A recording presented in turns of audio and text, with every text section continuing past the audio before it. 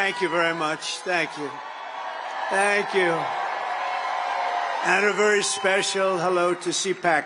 It's been a long time. We've loved being back, and it's hotter than ever. This place is packed. You got to see outside.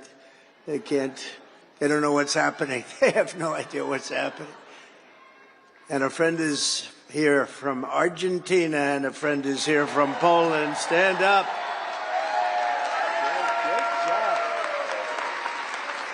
Great job. Thank you. Thank you very much. Welcome back to the nation's capital, where our movement is thriving, fighting, winning, and dominating Washington like never before. Nobody's ever seen anything like this before. They used to have little smaller crowds here. There's a little bigger. The fraudsters, liars, cheaters, globalists, and deep state bureaucrats are being sent packing. The illegal alien criminals are being sent home. We're draining the swamp, and we're restoring government by the people, for the people. For years, Washington was controlled by a sinister group of radical left Marxists, warmongers, and corrupt special interests who drained our wealth, attacked our liberties, obliterated our borders, and sucked our country dry. Not any longer. But on November 5th, we stood up to all the corrupt forces that were destroying America. We took away their power. We took away their confidence. They lost their confidence. You know, do you ever watch? They lost their confidence. Oh, it's so nice to watch. And we took back our country. And we must be doing something right, because we've got the highest poll numbers that I've ever had and that any Republican president has ever had.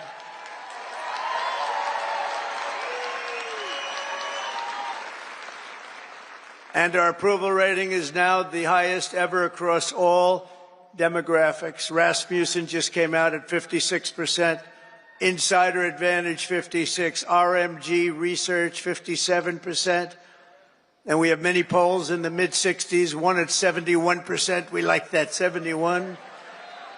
And according to YouGov, a big deal, 70% of Americans believe that what we are doing is right, and we are keeping our promises.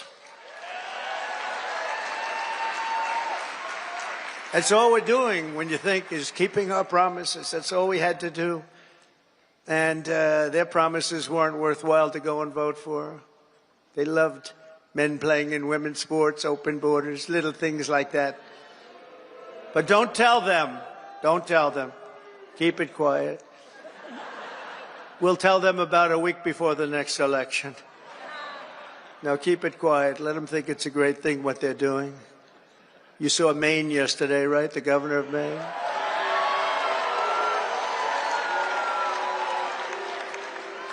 She's fighting to keep men in women's sports. You ever see what happens to a woman when a woman boxes a man who transitioned to womanhood? Did you ever see what happens? It's not pretty. It's not pretty. Let her do that fight. Let them all do that fight. Because I think that's about a 90-10 issue, and I can't figure out who the 10% are. Nobody can. So today I want to say thank you to all of the incredible patriots of CPAC and all of the incredible patriots in our country. 77 million, and it's actually much more than that, because despite that, they cheated like hell. It was just too big to rig. It was too big to rig. 77 million. Remember, you used to go, I said, look, we're leading in the polls by a lot. Don't believe the polls. Just go and vote. You got to vote. We got to make it too big to rig. And they tried. But it was too big to rig. One of the great statements. We love it. Because everybody went and voted. We fought through hell together. But in the end, we achieved the great liberation of America. We're liberating our country right now. We're doing all these things that you're reading about. We're liberating our country. I first spoke to this gathering 14 years ago. And I won your straw poll. I didn't know anything about a straw poll. They took this big straw poll, and I won by like 27 points. And I figured, you know, that's good. Maybe I should keep doing it. And I did. and I became president. Isn't that great? Who would think? Who would think? But he became president too. He's a MAGA guy too. Make Argentina great again, right? Make Argentina great again. I kept hearing about this man. I kept hearing about this man in beautiful Argentina, and it is beautiful, but boy, did it have inflation. Inflation made it less beautiful. I hear you're doing fantastically. We're very proud of you, actually. And make Argentina great again. Thank you very much. Great honor to have you. But now it's my honor to address you for the first time as your 47th President of the United States. Great honor.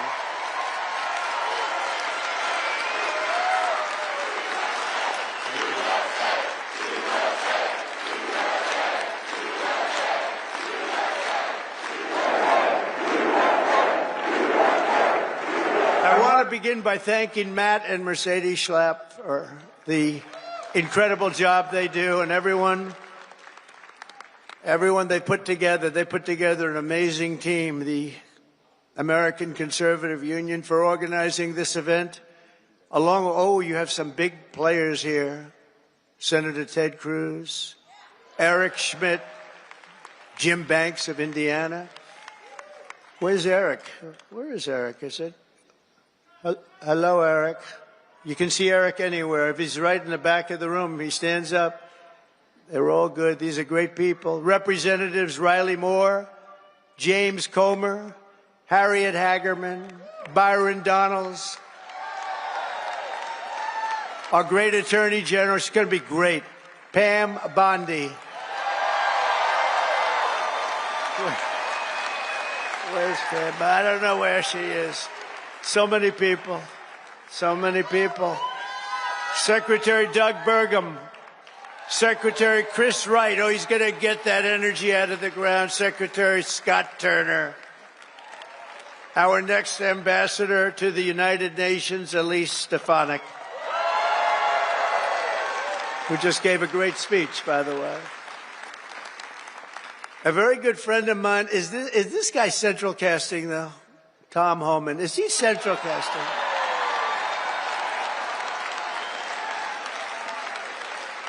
Where is it? Hello, Tom.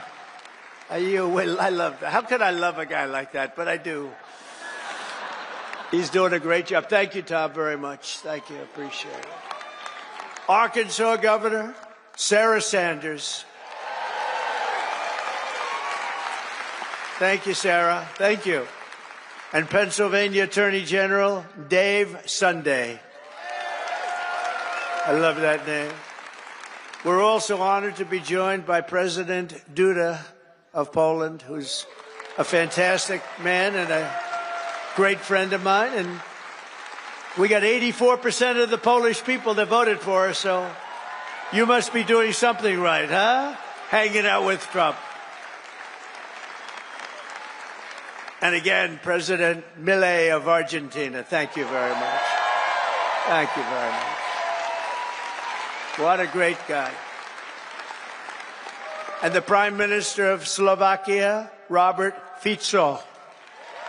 Robert. Thank you, Robert. Thank you. Nice to see you. The leader of the UK Reform Party, who, by the way, did really well in that last election. I've been his friend for a long time, and I wasn't sure, am I supposed to be his friend or not? But it never mattered to me if he did well or not. I always liked him, but it's easier to like him when he got the kind of votes he got. He really took it by storm, and they say he's going to do even better this time. Nigel Farage. Where is Nigel?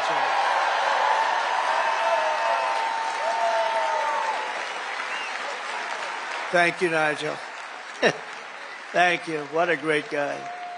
The leader of Spain's Vox Party, Santiago Abascal. Thank you, Santiago. Thank you. Thank you very much. I thought that was you. Thank you very much. Great job you're doing. And a friend of mine, Eduardo Bolsonaro of Brazil, the Chamber of Deputies. Thank you. Thank you. Say hello to your father. Thank you very much. Great family. Great gentleman and your great family. And our great First Lady, Melania, is watching us right now on television, so give her a hand. Give her a hand. Whoa.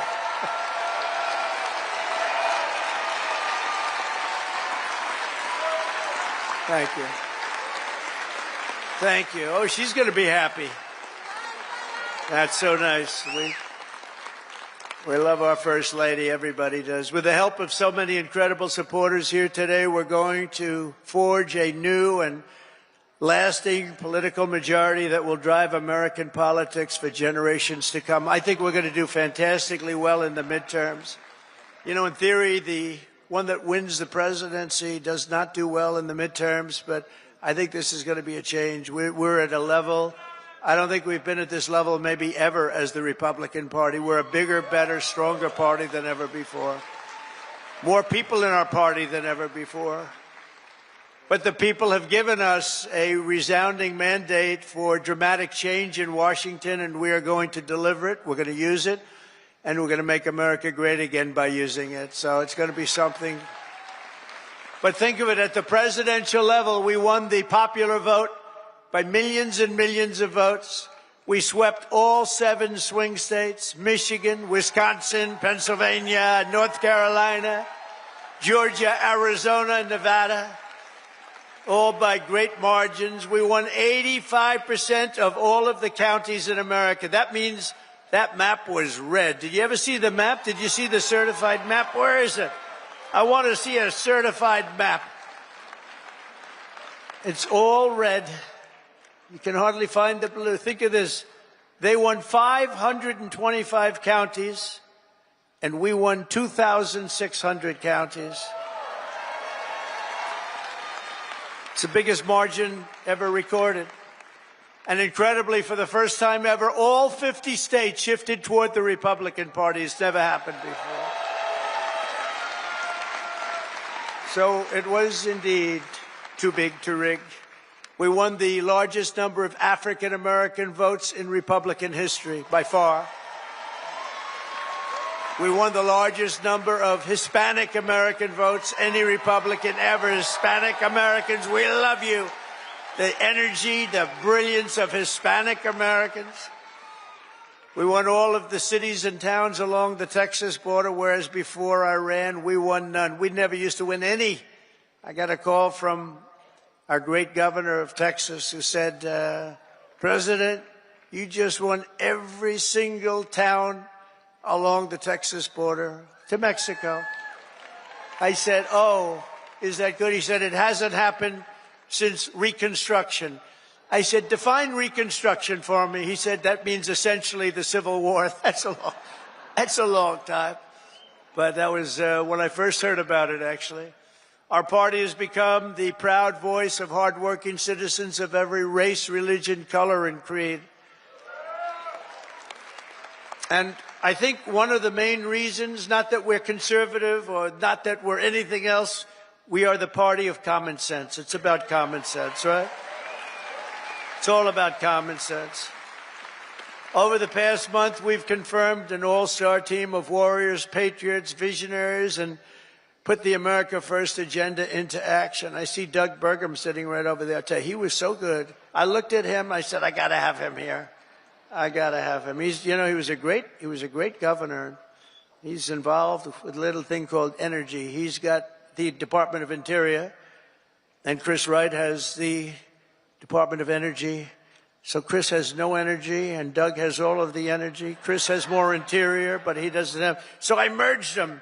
So now you have an energy guy, and you have the guy with all the energy, and you're going to drill, baby, drill, aren't you, huh? Drill, baby, drill. And Catherine, stand up. His wife is incredible. She is such an incredible woman. Incredible woman. You got very lucky, Doug. It's good to be successful, isn't it, Doug? She's an incredible woman. He's an incredible guy. In addition to the great cabinet secretaries we have here today. We confirm Secretary of Defense Pete Hegseth to end the woke insanity and rebuild our military. Pete is fantastic. Thank you. To stop the weaponization of federal law enforcement, I know about that, I think, better than any human being on earth. This week we swore in a new director of the FBI, somebody that everybody wanted, Kash Patel.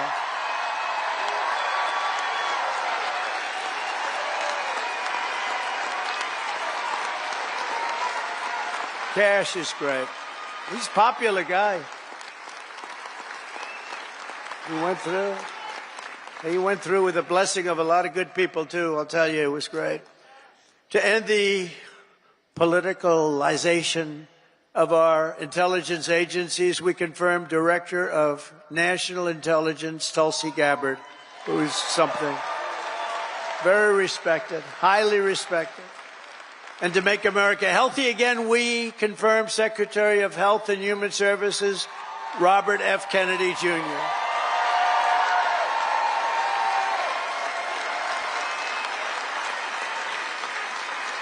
Great guy. We need him. We need him. You know, there's a number on autism as an example with children, autism.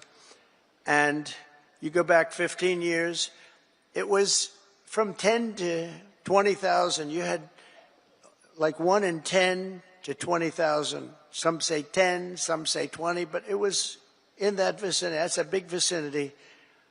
Now it's 1 in 36 babies have autism. 1 in 36. Think of it. It was 1 in probably 20,000 people. Now it's 1 in 36. There's something wrong. Something's wrong, and Bobby is going to find it. Working with Dr. Oz, by the way. Working with Dr. Oz.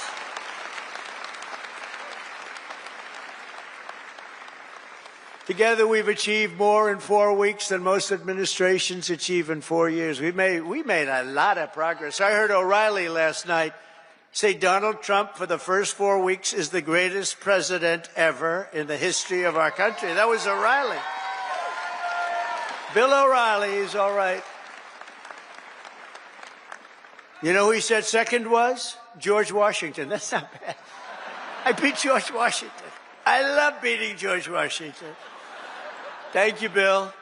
On our first day in office, we declared a national emergency at our southern border. After years of politicians using our military to defend foreign borders while leaving our country defenseless and helpless, we deployed a group of people, active duty troops, to defend our border and repel the invasion of our country. This was an invasion. You know, we had a great first term, a really great first term, and I called it an invasion. And we had great numbers, but now we have the best numbers we've ever had. We've never had numbers like this. We've done it all in 4 weeks. Think of it. That was Tom Homan, Kristi Noem, the whole group.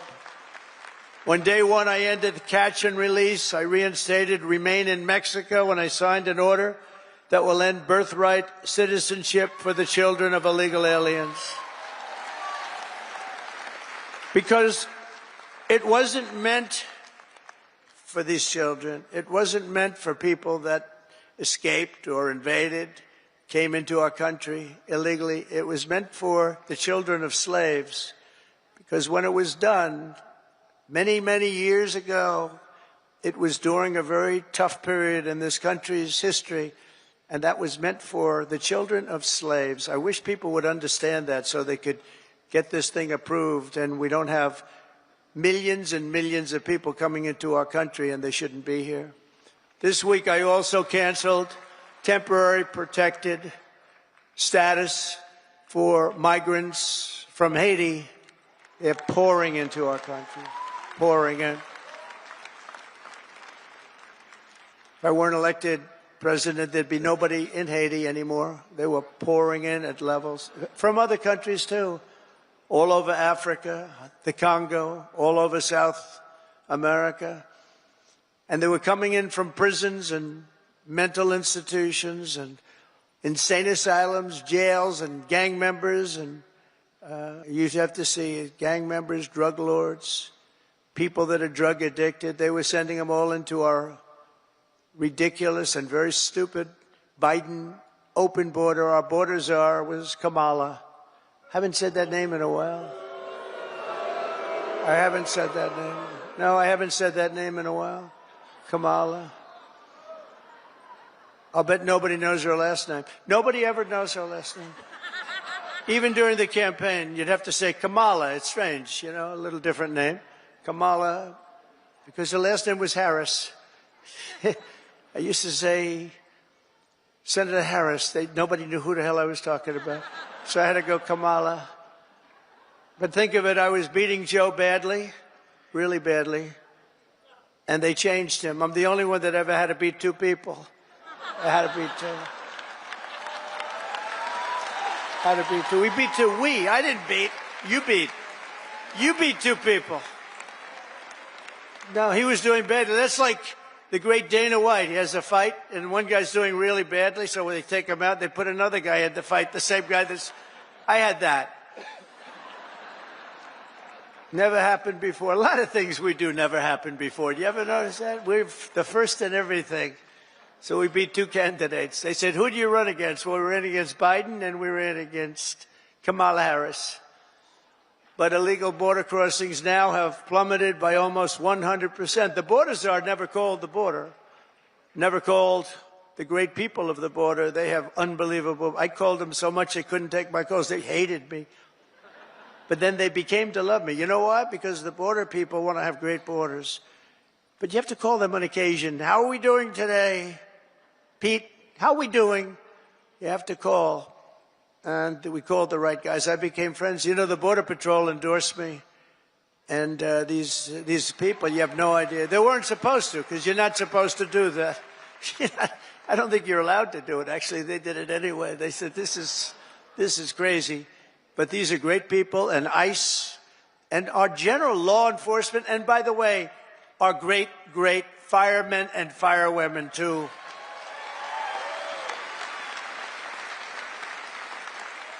They were great. They all endorsed us.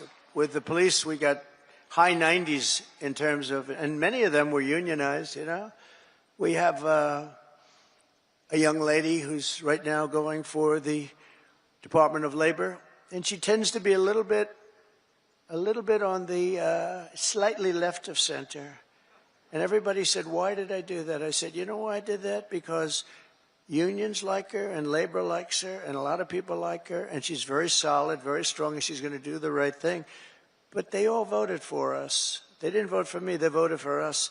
We got the Teamsters, we got the firefighters, we got the police, we got the auto workers. We're so great. We had tremendous support, so I think it's nice to give them a person in the center, because that's what she's going to be very good, I think. But a lot of people say, why'd you do that? I said, because I want to do something nice for these people that voted for me. Oh, gee, what a great political move that was. Now they're all saying, what a great political move. No, it's all common sense. Remember that.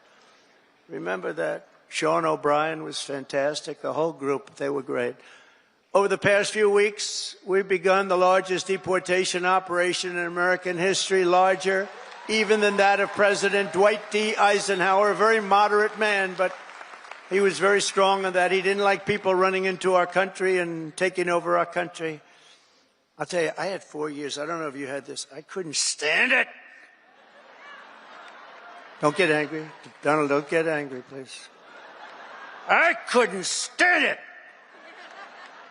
Watching these people come in from jails and mental institutions and the worst criminals in the street, gang members being dropped off in buses and bussed into our country. I couldn't stand it.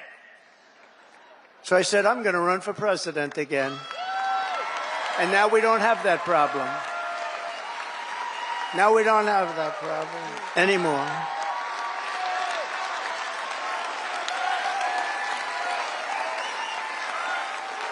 We don't have that problem anymore. We now have the best border we've ever had. And by the way, if they can ever find my world's favorite chart ever in history, I'll show you what it was when I left. And now it's even slightly better.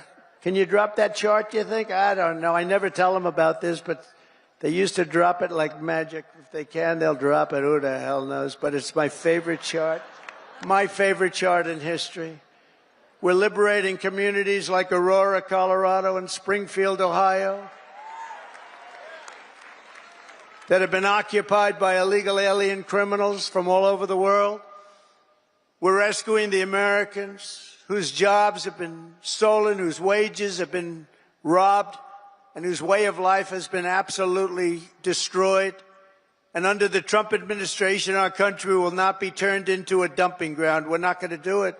We're going to have a great country again. It's going to happen soon, a lot sooner than you think, and we're going to have so much money coming in from tariffs. Oh, you're going to say, your senators and your congressmen are going to say, please, sir, please.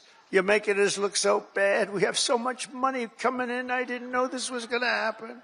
Please don't do this to us. We look very bad. But they're great. They're doing well. I tell you, the Republican senators they're sticking together. The Republican congressmen and women are sticking together. Every once in a while, you have one that wants a little action or something. I don't know what it is. It's so sad to see. I just hate to see it. I hate to see it, but they're sticking together. One thing about the Democrats, they have rotten, horrible policy, the worst policy in history, but they stick together. We have great policy, but sometimes they don't stick, but they've been sticking for us. They've been sticking. And I think the Speaker and the leader have done a fantastic job.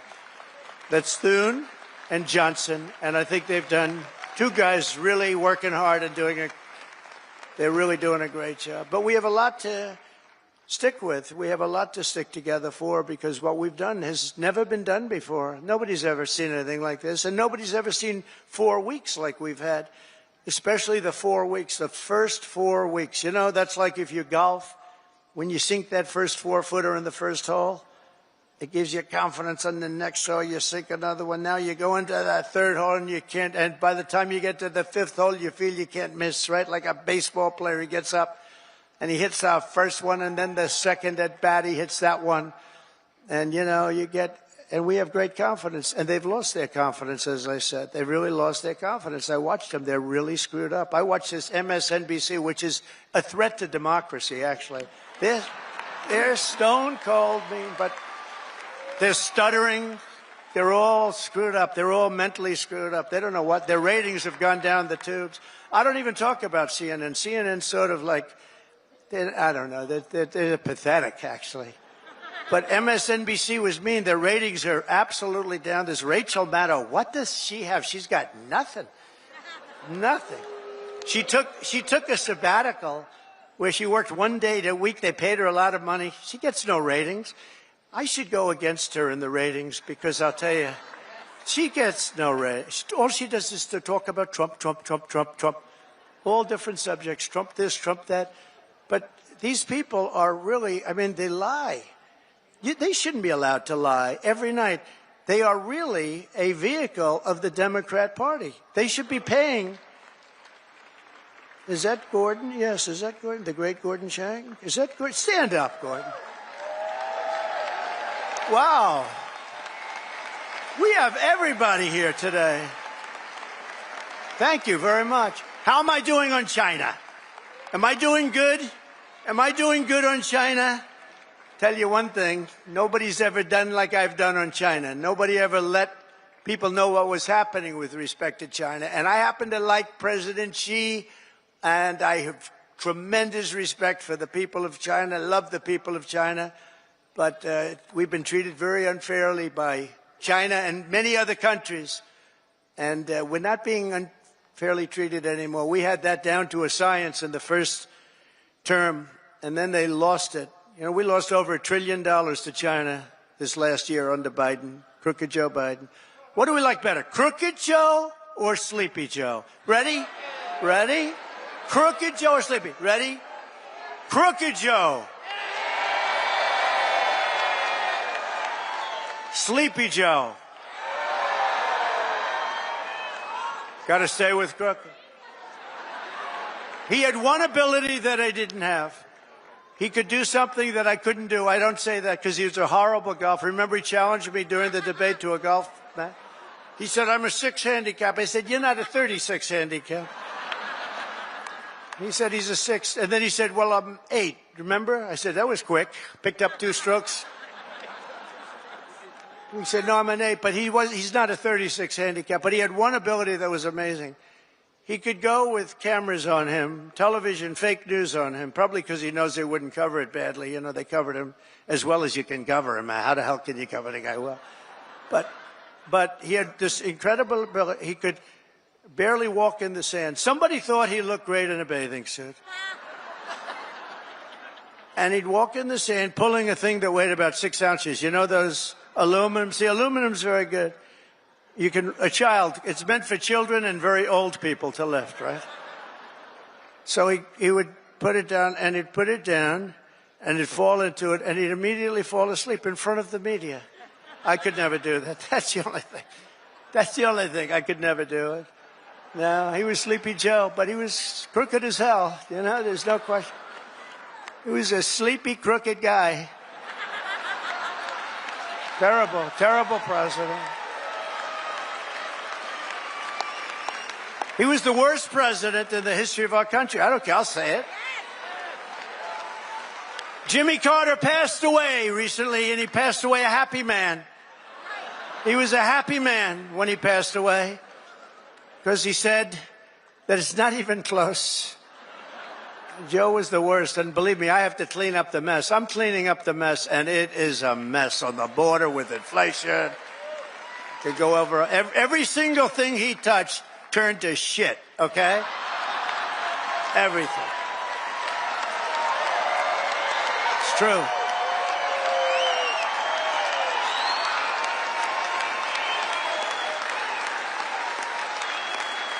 It's true. That's true. Now Franklin Graham's angry at me. You know that. Franklin wrote me a letter. He said, I love your speeches. I love them so much. But they'd be better if you would never use foul language. And I told him, I said, Franklin, you know, Franklin Graham's a great guy, by the way, does a great job. The son of the great Billy Graham, right? But I said to Franklin, you know, sometimes you need it for emphasis. And he said, no, they'd be even better if you wouldn't use any bad language. That's not really a terrible word, you know.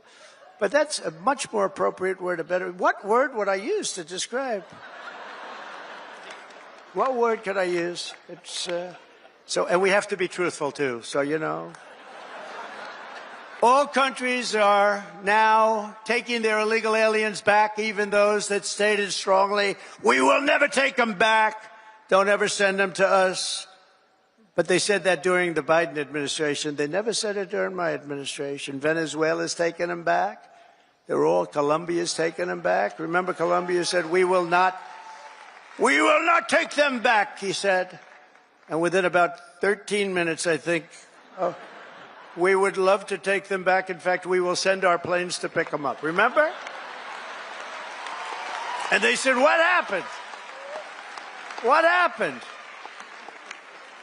And you see these Venezuelan planes loaded up with some real nice people. You wouldn't have wanted to be the pilot on any of those flights. But they know we're not playing games. And just this week, I officially designated bloodthirsty cartels and murderous gangs as foreign terrorist organizations, something which Biden didn't want to do and nobody wanted to do. It's true. The full might and power of the federal government will now be dedicated to eradicating MS-13, Tren de Aragua. That's the Venezuelan prison gangs. These are very nice fellows. The only thing good about them is they make our criminals look like nice people. It's true. Remember when they used to say, people that come in from foreign countries are nice people. These are wonderful people. These are good people. They're not murderers. They're not terrible. These people make us look like babies, okay? You know the Hells Angels? They're among the nicest people on earth when you compare them to these thugs. And the Hells Angels actually love our country, if you can believe that. They actually do. But their members and their leaders in the United States will be hunted down. I'm talking about MS-13. They're hunting them down. We removed tens of thousands, MS-13, Trendiragua, rooted out, arrested, and expelled from our soil like the savage monsters that they are. We don't have anybody coming up from Argentina. Nobody's coming up from Argentina to facilitate the mass removal of criminal aliens. I also issued an executive order to make available the full capacity and detention. We're going to use Guantanamo Bay. We have a detention facility that's actually massive. Nobody even knew it existed. Holds thousands of prisoners. We never used it. For 4 long years, you had a president who put illegal aliens up in penthouse suites in beautiful hotels on Park Avenue, on Madison Avenue, or on Fifth Avenue in Manhattan. Now you have a president who is stamping their ticket to Gitmo on a one-way trip back to the places from which they came. Wonderful places. Big difference. My administration is also moving swiftly to save the U.S. economy from the train wreck of inflation and worse that Joe Biden created. I withdrew from the one-sided Paris Climate Accord. It was a disaster. That was a disaster. I terminated the Green New Scam. One of the greatest hoaxes ever played on this country is the Green New Scam. We spent trillions of dollars on this nonsense, and just a total hoax. It really set back our country, I want to tell you, monetarily and every other way. And I canceled Joe Biden's insane electric vehicle mandate, where everybody has to have an electric car. And if you want an electric car, get an electric car. If you want a gasoline-powered car, if you want to have a hybrid, you get it. The only thing you can't do is a hydrogen-powered car. You know why? They said it really works great, but when it doesn't work, you never find the body. That's a bad sign. You know, when it doesn't work, they found the body on a tree about 250 yards up the road. It's seriously bad. So we'll leave hydrogen out of it for a little while, I think, or maybe permanently. I'd say permanently. To crush inflation by slashing spending, I imposed an immediate federal hiring freeze, a federal regulation freeze, and a foreign aid freeze. We're given to countries that hate us. We're giving billions and billions of dollars to countries that hate us. And I signed an order creating the Department of Government Efficiency. You probably haven't heard of it, which is now waging war on government waste, fraud, and abuse. And Elon is doing a great job. He's doing a great job.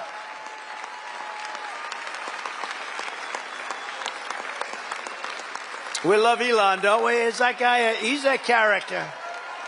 With his son X. We love X. He's the only one can get away. His son's really named X. He's the only one can get away with naming his son X. If we ever did it, they'd say, you're crazy. But he's great. He's doing a great job, and he doesn't need this either. He doesn't need it, but he wants to see, he's a patriot. People said, well, what official position does he have? I said, patriot. Oh, they didn't know. They said, that was good. He's a patriot. Here are some of the flagrant scams that, as an example, they've spent money on and we've been able to recapture for a large dose of it at least. $520 million for a consultant to, think of it, $520 million. $520 million. When I hire consultants and they just take advantage of me, it's a horrible thing to watch. And I give them $25,000. I feel I'm overpaying. These guys got $520 million. Environmental, social, governance, and investments in Africa. $25 million to promote biodiversity, conservation, and socially responsible behavior in Colombia. This is Colombia, South America, not Columbia University. Of course, that might be worse, actually, based on their actions. $40 million to improve the social and economic inclusion of sedentary migrants. Nobody knows where. Who are they? Where do they come from? Just sedentary migrants. Nobody even knows what a sedentary migrant is. If they were sedentary, they wouldn't be a migrant, right? They wouldn't move. No, they wouldn't move. They'd stay in the same place. Right, Doug? $42 million for social and behavior change in Uganda. $10 million for Mozambique medical male circumcisions. Why are we going to Mozambique to do circumcisions? It's a lot of money. $14 million for improving public procurement in Serbia. Here's a beauty. $486 million to a consortium of elections and political process strengthening ideas, of which $22 million goes to inclusive and participatory political process in Moldova. $29 million goes to strengthen the political landscape and help them out so that they can vote for a radical left communist in Bangladesh. You had to see who they supported. You wouldn't believe, yeah, you would believe it. Nobody in this room would be in that group. $20 million for fiscal federalism and $19 million for biodiversity in Nepal. $47 million for improving learning outcomes in Asia.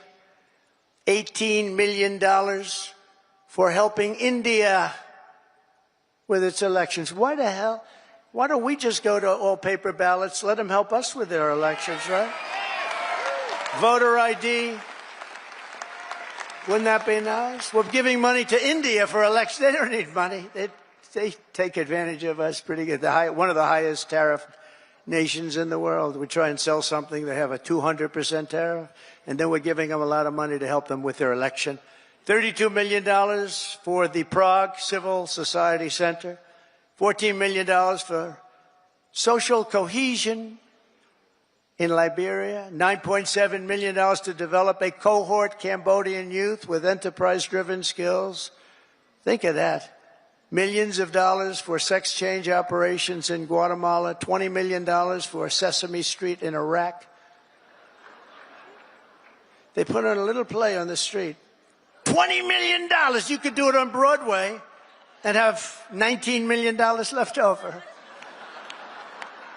No, it's a scam. They get kickbacks and all sorts of things. It's a scam. Who ever heard of it? Think of it, $20 million Sesame Street, a play.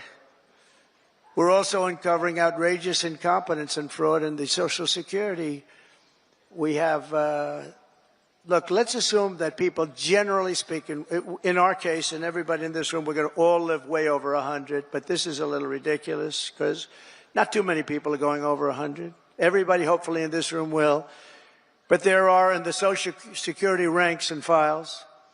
And what we're doing now is finding out, do they get paid? Do they get paid? In other words, is somebody taking all of this money? So they have over 100 to 109, 4.7 million Social Security numbers. Think of that, from people whose age is over 100. 3.6 million people whose age is over 110 years. 3.47 million people who are over 120 years of age. 3.9 million people whose age goes from 130 to 139 years of age. 3.5 million whose age goes from 140 to 149 years old. 1.3, see, it's coming down now slowly. No, it's all a scam. The whole thing is a scam.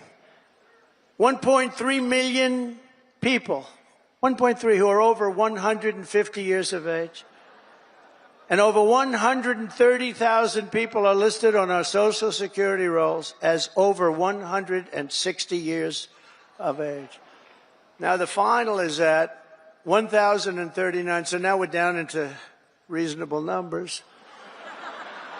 1,039 people are listed between the ages of 220 years old to 229. And we have one person who's listed at 241 years of age. And we have one person listed at 360 years of age, an all-time record, and our country's 250 years old. So that person's substantially older than our country. Under our administration, there will be no tolerance for Social Security fraud. We will not allow anyone to cheat our seniors, and those who will do that will be prosecuted by Pam, Bondi, and others. We are also going to Fort Knox. I'm going to go with Elon. And would anybody like to join us? Because we want to see if the gold is still there. We want to see. Wouldn't that be terrible? We open up this Fort Knox. It's just solid granite that's 5 feet thick. The front door, you need 6 musclemen to open it up. I don't even think they have windows. Wouldn't that be terrible if we opened it up and there was no gold there? So we're going to open those doors. We're going to take a look. And if there's 27 tons of gold, we'll be very happy. I don't know how the hell we're going to measure it, but that's okay. We want to see lots of nice, beautiful, shiny gold in Fort Knox. Don't be totally surprised. We open the door. We'll say, there's nothing here. They stole this too. Now, we have a very corrupt group of people in this country, and we're finding them out. We're removing all of the unnecessary, incompetent, and corrupt bureaucrats from the federal workforce. That's what we're doing. And under the buyouts, we offered federal employees more than 75,000 federal bureaucrats. Think of that. Have voluntarily agreed to surrender their taxpayer-funded jobs. We want to make government smaller, more efficient. We want to keep the best people, and we're not going to keep the worst people. And, you know, we're doing another thing. If they don't report for work, we're firing them. In other words, you have to go to office. Right? Right? Look at her. If you don't report to work, you know, that's another scam. You know, who the hell, if I'm staying home, I'm going to, let's see, my golf handicap would get down to very low number. You'd be shocked if I told you the real number. But I would be so good, I'd try and get on tour. I would be so good. I'd call up, I'd say, listen, I'm really working here. Where are my clubs? Where are my clubs? Either that or, in many cases, they have second jobs while they're getting paid by us. So one of the reasons they're leaving is because they don't want to have to show that. And we're demanding to see that information. How many jobs have you had? Who paid you while you were working for the government? And we are demanding that people, if they work for the government, they have to show up and sit in an office and do their job, right? And we've also effectively ended the left-wing scam known as USAID, the agency's name. Has been removed from its former building, and that space will now house agents from Customs and Border Patrol. Beautiful. And at the ultra-left CFPB, which was terrible. So many people have been hurt by that. I used to get calls from lending officers, from owners of small banks, and they were almost crying what they did to those people. They destroyed them, put them out of business. It was established by Elizabeth Pocahontas Warren. Does anyone know that? Remember the Pocahontas scam? I'm an Indian, therefore I'm entitled to be a senator. I'm an Indian. She said, could we see proof of that, please? She said, well, the only proof I have is my mother said I have high cheekbones. Oh, that's no good, right? Remember she went out? I really spooked her, I tell you. Remember she went out, she couldn't take it anymore. I was calling her Pocahontas, Pocahontas. Everyone knew she was not an Indian. I had more Indian blood than her, and I have no Indian blood. I'd be honored to, but I don't have any, but I had more than her. Do you remember she went out and she had a blood test? And it came back and she was so happy because it said 1,024th. That means everybody in this room had more than her. But because there was even a scant, in other words, 1 million years ago, something could have happened. And she was so happy that she released it and she got killed. That was the end of her presidential career. She does not like me very much. But she's a very angry person. Did you notice the way she is? She's always screaming, and she's crazy.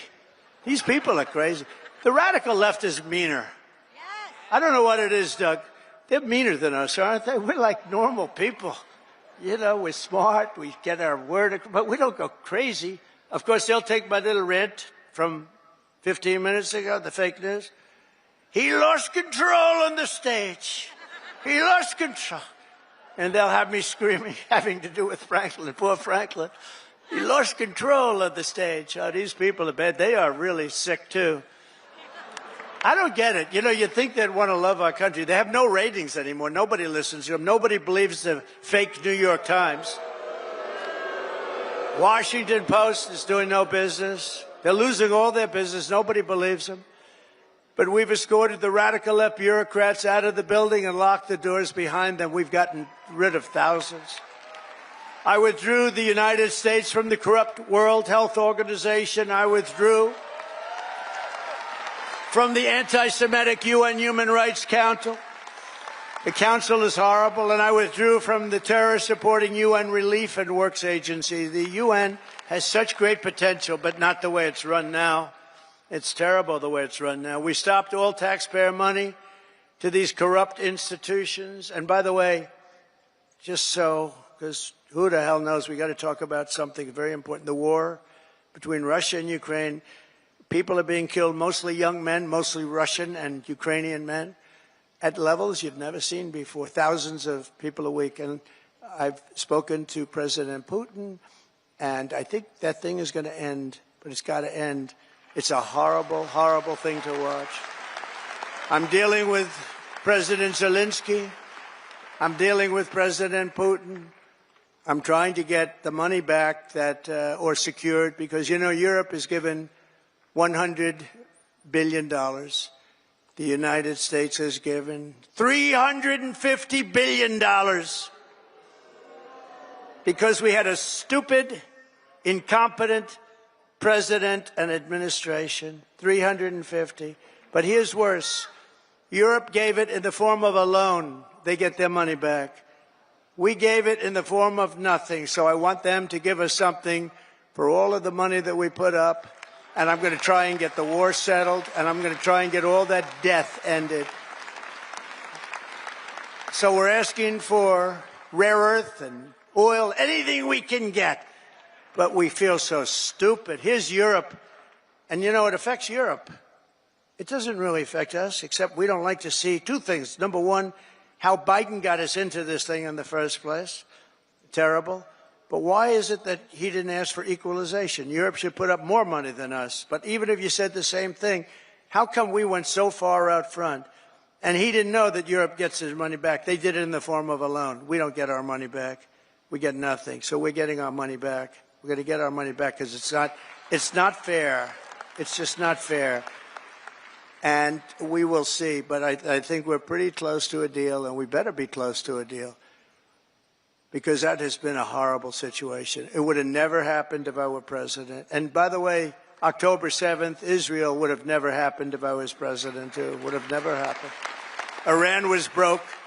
They had no money for Hamas or Hezbollah. They had no money to give. Everybody knows that. Jewish people in the audience know that. Iran was broke. They were not giving money around. And when I got out, they took all the sanctions off Biden, and Iran became rich very quickly. With oil, you can become rich very, very quickly. And the rest is history. What a horrible thing. Even though the hostages are coming back, I saw it this morning where we got 6 more back. Biden got none back, by the way, just so you understand. None. 0. He would have never gotten any of them back. But they're coming back in pretty bad shape. It's a horrible thing, and many are dead. Many are dead. So we'll see how that all ends up, but it's a horrible thing. But I just want you to know we're working on that. That's a very big part of it. And I don't like talking about it because we're in the middle of negotiations, but it's a very, very sad, would have never happened. There was no way. Russia was never going to go in, and they went in because of a lot of reasons, and so many people are dead. Far more people are dead than you're reading about. You know, when they blow up all these cities, all those cities they look like demolition sites. Every single building is down. All of those beautiful golden towers that are 1,000 years old, they're lying on the ground in smithereens, blown to smithereens. There's nothing left of them. They're just lying on the ground, never to be rebuilt again, not possible to rebuild them again. and all of that heritage is gone. People have done a really horrible job. That would have never, if I were president, zero chance that a shot would even have been fired. Wouldn't have happened. So sad. To further turbocharge our economy, we have launched the most aggressive deregulation program in any nation's history, and we're also going to be seeking the largest tax cuts in American history. Again, we brought them down, as you know, from close to 40% down to 21%. Now we're bringing them down to 15% if you make your product in the United States of America. We're defending the American worker like never before, and that's why the auto workers and the union workers and the Teamsters and so many others, they supported us, the firemen, the policemen, so many others, whether they were union or non-union, they all supported us. They supported, it's called workers, and they supported us at levels that nobody's ever seen before. Weeks ago, I imposed a 10% tariff on all goods coming from China because of the fact that they're sending fentanyl into our country, through Mexico, by the way. I'm not happy with Mexico, or I'm not happy with Canada either. I imposed 25% tariffs on all foreign steel and aluminum, and I will soon impose reciprocal tariffs on any country that charges us. And by the way, the reciprocal means they charge us, we charge them, same thing. So nobody can be upset, right? But we have countries charging us 200%, and we charge them nothing. They charge us, we charge them. Our country's going to become rich again, very rich. I always say it's my favorite word in the dictionary.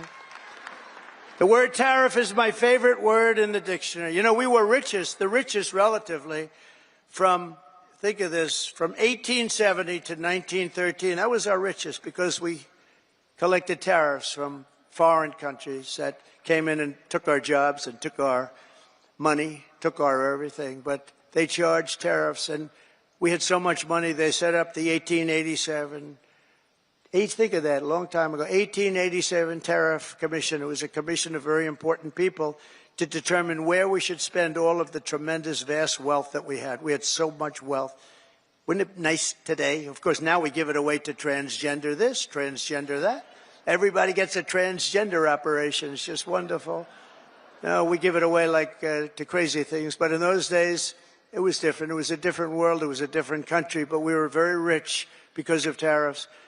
And I get myself in trouble because I say that tariff is my favorite word. And the fake news went crazy. What about God?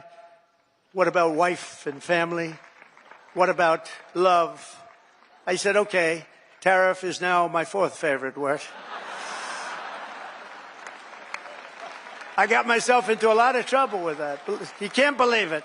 I said, tariff is my favorite word in the dictionary, and I got killed by the fake news. So I say now, it doesn't sound good. Tariff, it's my fourth favorite word. I go, tariff is my fourth favorite word. It sounds so terrible, but this way I'm free. I write free, you know. I don't get clobbered by the fake news. But tariffs are also a powerful tool of diplomacy, and all around the world are moving quickly to bring back peace through strength. We have the greatest, you know, I rebuilt our entire military in the first term. We left a lot of it, although a lot of it, but very small relatively, in Afghanistan. The Taliban has it. You know, they have their parade every year where they take our military vehicles and run them up some little street, and like it's their form of a military parade, and it makes me angry when I see that. Angry. When I see that, I get angry. You know, we give them, I don't think anyone knows this, we give Afghanistan about $2 or $2.5 billion a year. Do you know that? For aid. We need aid ourselves. And I'm going to go back, and I told them yesterday, I want to look at it, but if we're going to give them money, it's okay. But I want them to give us back our military equipment that they have. They're selling it. Doug, would you take that, please? All right? Write something up. No, I want them to give back. If we're going to give them that kind of money, let them give back the military equipment, which they have. Where they have tanks and trucks and guns and goggles. They have goggles. They have night goggles, better than we have. Brand new right out of the box. It's unbelievable. So I want to do that, and I want the, if we're going to pay him, I want to get that equipment back, okay? Doug can do it. He's one of the guys. He's a business guy. To him, he's sitting there saying, how the hell did this ever happen, right? Can you believe it? We give them billions of dollars, and we gave them our military equipment. Just tremendous numbers of billions of dollars worth of military, billions and billions.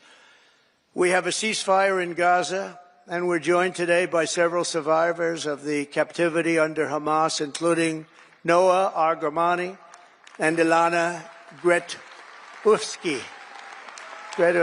Wow, look at that, how beautiful. What a beautiful group of people. Wow, thank you very much.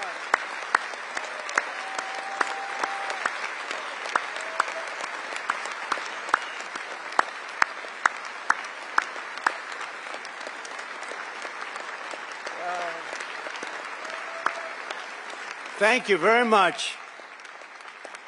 And you're sitting next to a great guy, Sebastian Gorka, who's also now in the administration. From day one, right, Sebastian? He's been a loyalist from day one. We love Sebastian. Thank you very much, Sebastian. Thank you, everybody. That's very nice. Beautiful. We're going to make it work somehow, you know. We're doing the best we can. We started. It should have never happened. That's the sad part. Would have never happened. If I were president, and I should have been, if I were president, it would have never happened. But it did, so we're doing the best we can with it. Thank you very much. Thank you. Also with us are family members of some individuals who are still hostages, and we will not rest until all of the hostages have been returned back home. Some of them are coming home in very bad condition, and some of them are coming home only as bodies. They're dead. We have a lot of them coming home now. They're dead. And these are largely young people. Young people don't die. Young people are young people. They don't die like this, but they're dead.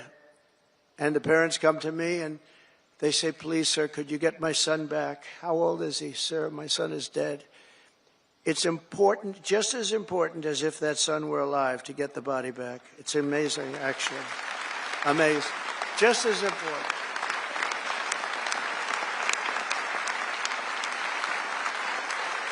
Thank you.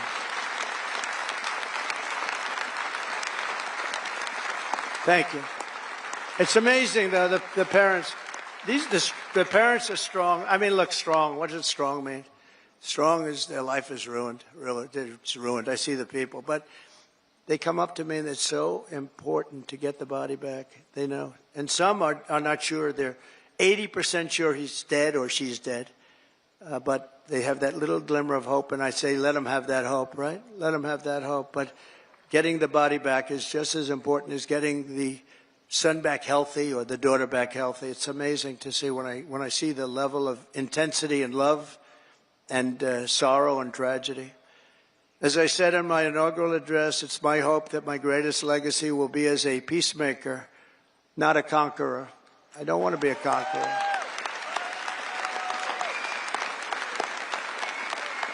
Under the Trump administration, every day brings more good news for America. I've ended all of the so-called diversity, equity, and inclusion programs across the entire federal government and the private sector,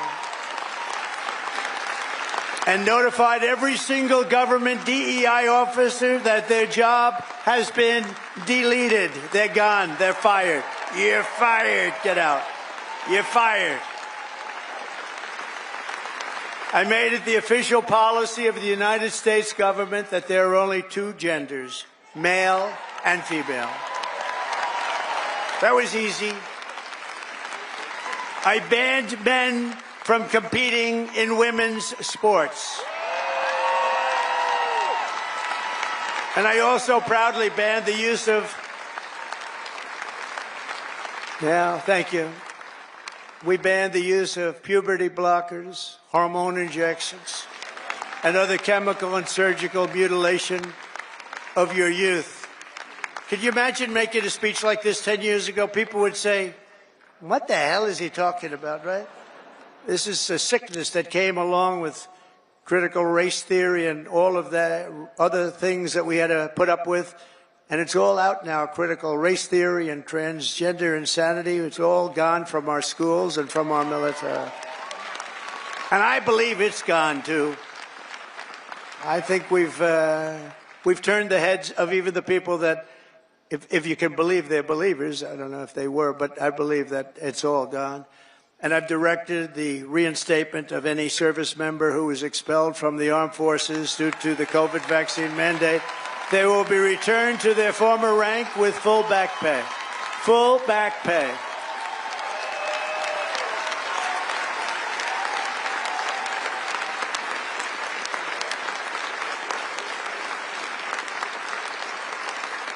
I banned government censorship from your voices and brought back free speech in America. We have free speech. We didn't have free speech. We do have it now, actually.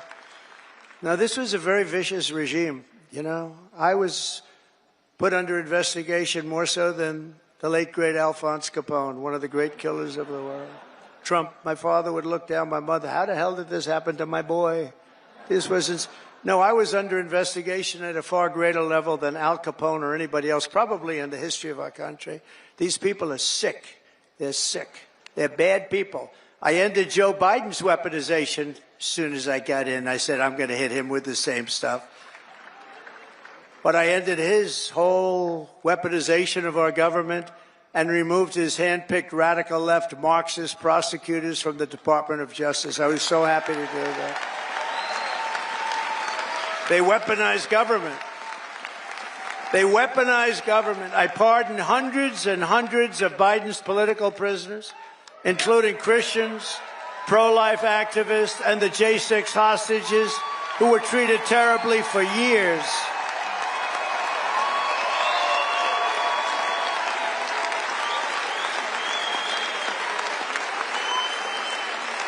We even got rid of people like Pete Buttigieg, who did the worst job of anybody in the history of transportation. What a bunch of losers. I revoked the security clearances of Anthony Blinken, Jake Sullivan, John Brennan, James Clapper, and every non-patriot who lied to cover up Hunter Biden's laptop from hell. We took away their security clearances. And they're not allowed to enter any government building either. I also revoked Joe Biden's security clearances, the Biden crime family security clearances, and they'll no longer be allowed to access state secrets while selling themselves all around the world. Oh, well. Now, these were bad people. These were bad people. And I do that because this should never be allowed to happen again. What happened to me in this administration, what happened on J6, what happened on all of the things they did that were so bad, should never, ever be allowed to happen again. And on a friendlier note, I renamed the Gulf of Mexico the Gulf of America.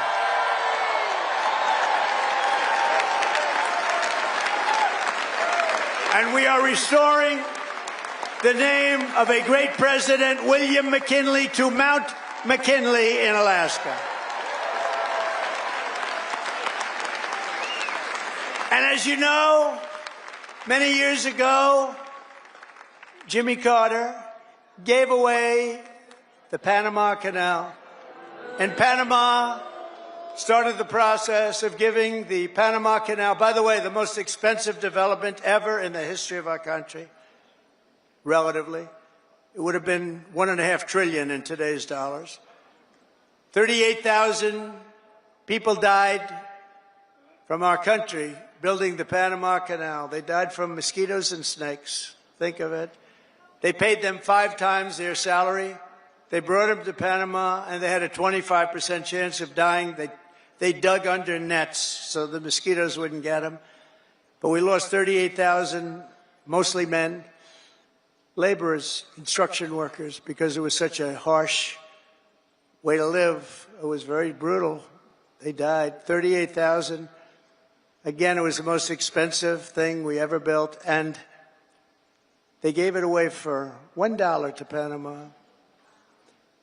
And last year it made $5 billion. Also, it's one of the most successful projects ever built in terms of money, monetarily. And it's the eighth wonder of the world. It connects two oceans, with one being 16 feet higher than the other. Think of it, the Pacific and the Atlantic. Think of what that is. You're going through dikes and canals. Amazing what they did. It was really a wonder of the world. We gave it away for nothing. But we didn't give it to China. We didn't give it to China. We gave it to Panama. We're going to take back the Panama Canal.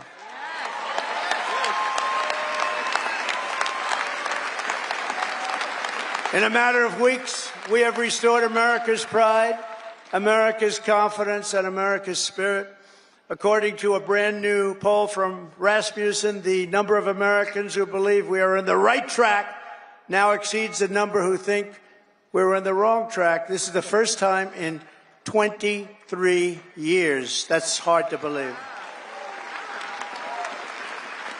And we had one poll where we're at 81% right track, wrong track. I guess it depends on who, but that one poll, because Rasmussen's been a good poll, first time in over 20 years that we've had a positive number on that. That's great. That's great.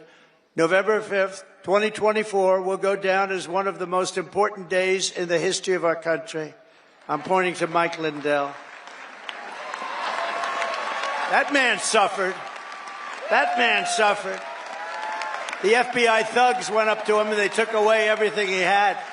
He suffered. And Mrs. Lindell,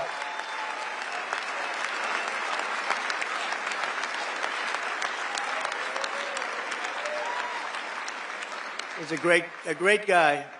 They went after him. It was just terrible. This was a vicious weaponization of your government. But he's all, I'll tell you, he stood up. He's all man. He stood up strong. And nothing was going to faze him. And I want to thank you on behalf of everybody, Mike. You put up with a tremendous amount. And he never changed his mind. He said that election of 2020 was rigged. And he's more of a believer today than he was even 4 years ago. But now it's okay to say it, Mike. Now it's fine. Now, that's why, you know, when it comes to a day where you can't challenge crooked elections, we've got a real problem in this country. And as of January 20th, 2025, the dark days of high taxes, crushing regulations, rampant inflation, flagrant corruption, government weaponization, and total incompetence, those days are over. They're over. But we cannot stop now. We're going to push forward every single day. In the immortal words of that great American hero, Captain John Paul Jones, I have not yet begun to fight.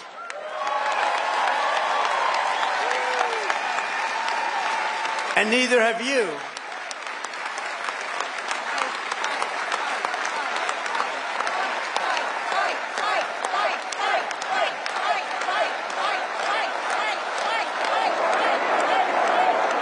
So together for the next 4 years, we are going to stand strong. We are going to work hard. We are going to fight, fight, fight, and win, win, win. Thank you to CPAC. Thank you, Matt. Thank you, Mercedes. Thank you very much.